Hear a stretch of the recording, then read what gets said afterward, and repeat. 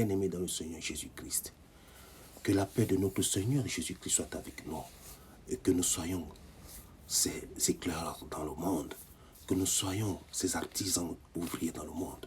Nous allons parler de la mort de ce jeune Ivoirien et Grissa Félix, ce jeune talentueux styliste qui a créé un modèle de vêtements sous la rubrique ou sous la ligne Yal Woody et qui croissait, n'est-ce pas, dans ce qu'il faisait. Mais d'abord, qui est Grissa Yale? Grissa Yale, c'est un jeune Ivoirien qui, après ses études de baccalauréat, va se diriger vers le Maroc.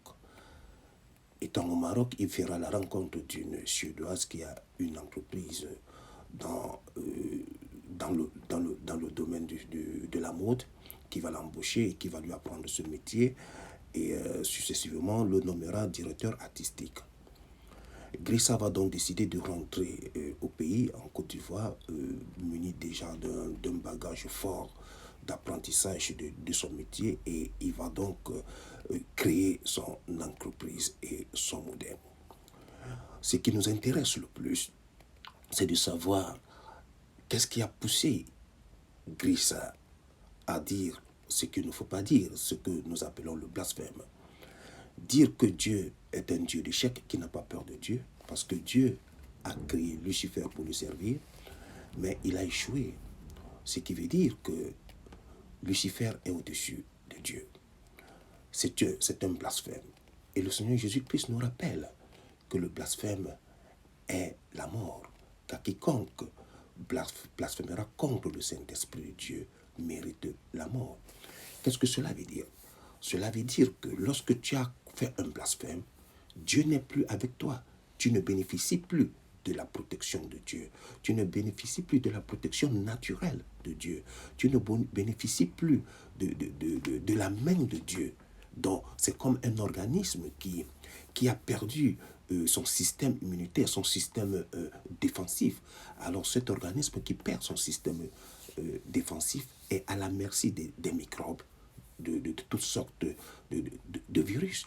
C'est la même chose sur le plan spirituel. Quand tu blasphèmes, Dieu n'est plus avec toi. Dieu te donne encore la chance de te repentir afin qu'il couvre, n'est-ce pas, afin qu'il revienne probablement à sa colère. Mais quand on a blasphémé contre le Saint-Esprit, ce n'est plus possible. Alors tu deviens à la merci de toutes sortes, n'est-ce pas, d'attaques, de toutes sortes de virus, de toutes sortes, que ce soit les virus spirituels, que ce soit les virus physiques. Tu deviens, n'est-ce pas, très fragile, parce que l'Éternel n'est plus avec toi. Donc, lorsque tu te lèves le matin pour venir affronter Dieu, tu affrontes ta propre mort, tu cherches ta propre mort. C'est pourquoi je profite dans ce vidéo pour dire à tout ce monde qui croit connaître, n'est-ce pas,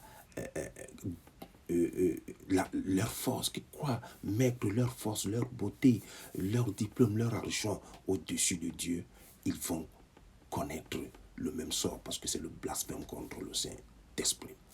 Donc il y a qui va donc se lever un bon matin et se mettre à fustiger l'Éternel Dieu de ces genres de raisonnement. Est-ce une crise donc de folie, ou alors il faisait son rituel blasphématoire? Nous ne pouvons que dire que ce soit un coup de gueule ou il faisait un rituel blasphématoire. Pourquoi un rituel blasphématoire? Parce qu'il faut démontrer à Satan que tu es de lui et par conséquent tu dois blasphémer. Et c'est pourquoi le Seigneur dit, la parole de Dieu dit que blasphémer contre le Saint-Esprit de Dieu, c'est la mort, parce que tu as choisi ton camp, qui est quoi? Qui est le camp de la mort. Alors, nous savons aujourd'hui que ce qui se passe dans le monde, il y a un monde de compétition, un monde de concurrence, un monde violent où les gens cherchent de l'argent, le prestige et les honneurs.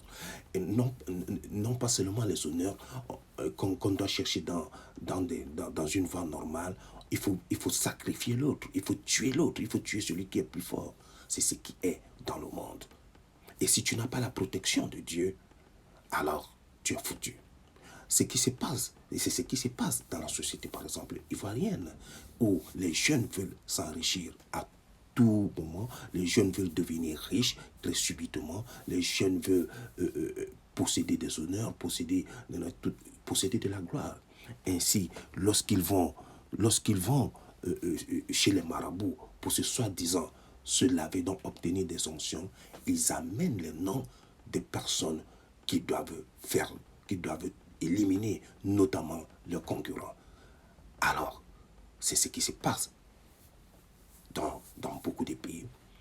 Et dans le cas express, la Côte d'Ivoire, où les jeunes cherchent à devenir, n'est-ce pas, des milliardaires, des stars. Ces jeunes cherchent à s'enrichir à tout prix, à devenir, n'est-ce pas, des stars, des vedettes hors pair, être des présidents, être le numéro un. Alors il faut éliminer son concurrent, il faut tuer pour s'enrichir, pour avoir de la gloire. Et c'est ce qui se passe aujourd'hui avec la montée, n'est-ce pas, de la criminalité, la montée du blasphème dans la société, la montée, n'est-ce pas, de tout ce qu'on a vu dans la société où Baal dirigeait, et plus précisément dans Sodome et Gomorrhe. Donc, c'est le blasphème contre Dieu. On cherche à démontrer que c'est le bien matériel qui est, et que donc il faut courir derrière les biens matériels et insulter le projet de Dieu, qui est le projet, n'est-ce pas, du royaume des cieux. Et c'est ce qui va entraîner la perte de beaucoup de jeunes, beaucoup des artistes, beaucoup de politiciens, beaucoup des joueurs, des footballeurs dans les années à venir.